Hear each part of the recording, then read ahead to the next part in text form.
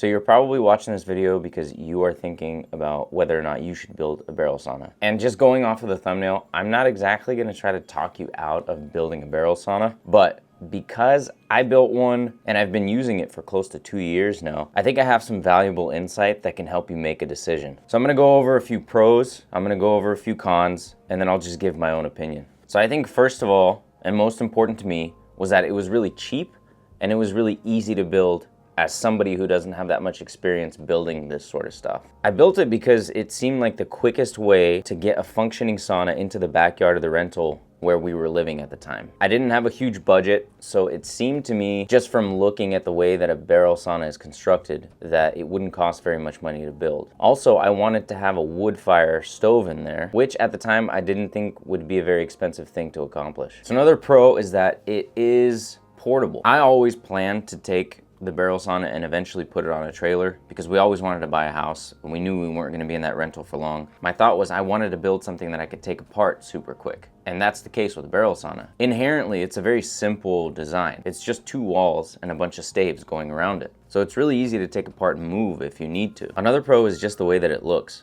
It looks really cool. The shape of a barrel sauna will pretty much blend into any backyard. It'll look good on the side of a house. I've even seen it put into garages and it looks great in there too. And the last pro that I could think of from my experience is that it heats up really, really quick. And keep in mind, my only experience was with a wood fire stove inside. Take that for whatever it's worth. I found that within 45 minutes of initially firing up that stove, I would get that barrel sauna to a heat that can at least be sort of a good temperature for a warm-up session in the sauna. So now to move on to the cons. Inherently, in a barrel sauna, you're going to get uneven heat. Usually in a traditionally designed sauna, or whatever you call that, the second tier of benches, or the benches that are highest, when you're sitting on them, your feet are at least at the elevation of the stones on the sauna heater or the sauna stove. This is so that your entire body's kind of enveloped in heat. And in a barrel sauna, that's pretty much impossible to do. Because the barrel sauna's a circle, the top of your heater is going to be somewhere right here, and the top of the benches is going to be somewhere right here. Like if you put the benches all the way up here, there's no way your head and your body would be able to fit underneath the ceiling. Unless you put that heater all the way into the floor or something, your feet are always going to be below the elevation of the stones. So you could heat the sauna up for a longer period of time and you'd have more even heat through the whole thing. But even then, I found the floor is always going to be pretty significantly cooler than what your head is feeling. So for me, that's a pretty big con. The other con is it's pretty difficult to insulate. So because the walls are pretty much just made up of, in my case, a 1.5 inch thick 2x6, it makes it a little difficult to insulate. I did wrap the inside of the sauna with that bubble wrap foil type insulation, and then I lined it with cedar. You may have seen that video as well. It was just a short, but it did actually help. But I think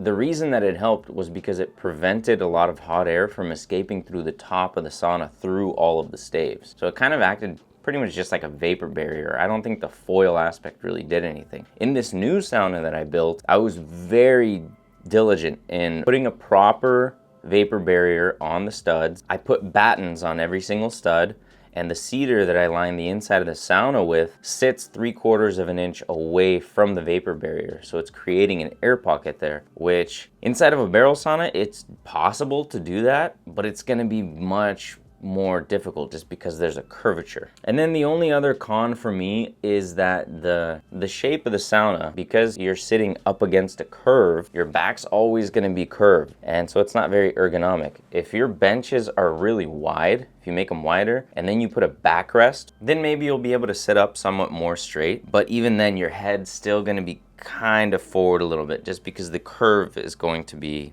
there.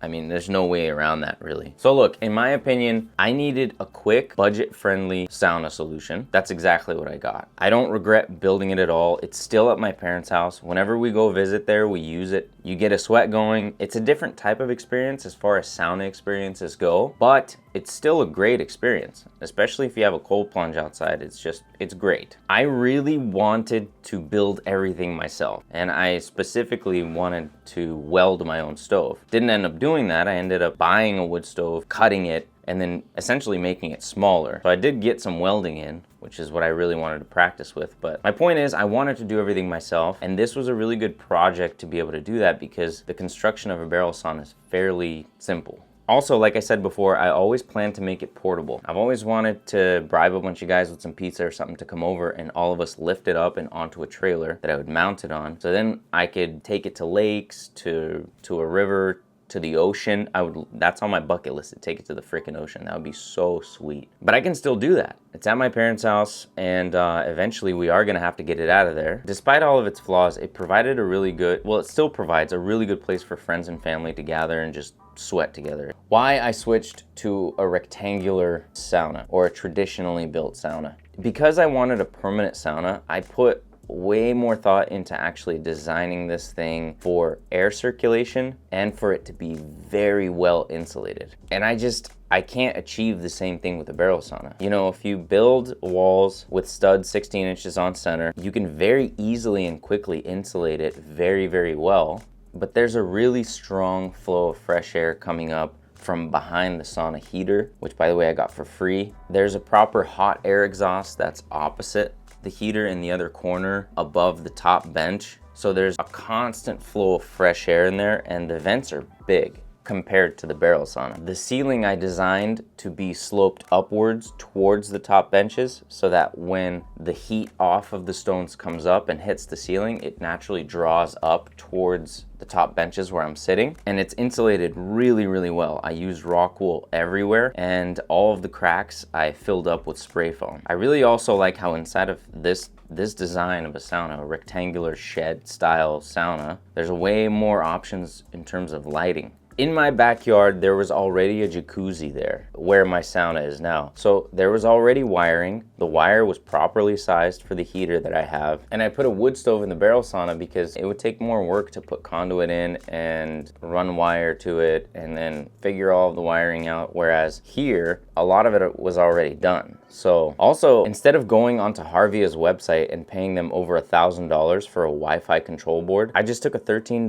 Wi-Fi enabled smart switch and used that to control the contactor that's controlling my heater. So now I usually just turn on the sauna on my way home from work so that by the time I'm home, it's already hot and ready to go. And soon I'll have that video up as well because that is pretty stinking cool. So in my opinion, if you're looking for a permanent sauna for your house, I would definitely recommend going with a rectangular shape. If you were to go into a barrel sauna and have that experience, and then you were to go into like a traditionally designed sauna with proper airflow, proper insulation, I guarantee that the second experience that you have in that rectangular sauna is going to be better. If you're just using a sauna every now and then and you're not really concerned with having the ideal sauna experience, then maybe a barrel sauna is exactly what you need, especially if you really like the aesthetic appeal of what a barrel sauna looks like. If cost is a concern, there are ways to build a rectangular sauna for pretty cheap. I mean, just to give you kind of an idea, I spent somewhere around $3,500 building my permanent sauna. But do keep in mind that the heater I got for free. So the heater would be another maybe $2,000. So I would say for $5,500 or $6,000, you can build a very nice sauna in your backyard. But that's also keeping in mind that's you doing all of the work yourself. I think one of the best solutions is if you can figure out a way to build it inside of a garage, inside of a walk-in closet, something like that, that would be even better because then you don't have to worry about putting a roof on it. You don't have to worry about the elements getting in. Would I choose to build a barrel sauna again? No, I would not. Unless I sold the one I have now and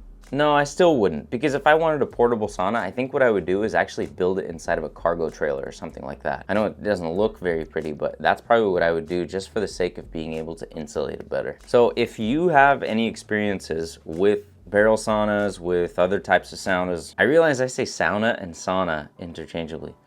I don't care. But if you do have experiences on it, make sure you drop it in the comments. As we all know, the comments is where a lot of the life happens when it comes to communicating and talking about these sorts of things. So if you do have an experience, share it with everyone. If you haven't already, please subscribe to the channel. I'm going to be building a bunch of stuff and posting videos about that. I love doing weird, quirky projects, and I think I'm going to be doing more of it soon. Like the video to let the algorithm know that I'm worthy of a few shekels. And if you don't have a sauna yet, you should just get one as soon as you can, whatever kind of sauna that is. As long as it gets your heart rate up, gets you sweating, it's going to improve your life without a doubt. Thanks for watching, and I'll see you guys in the next one.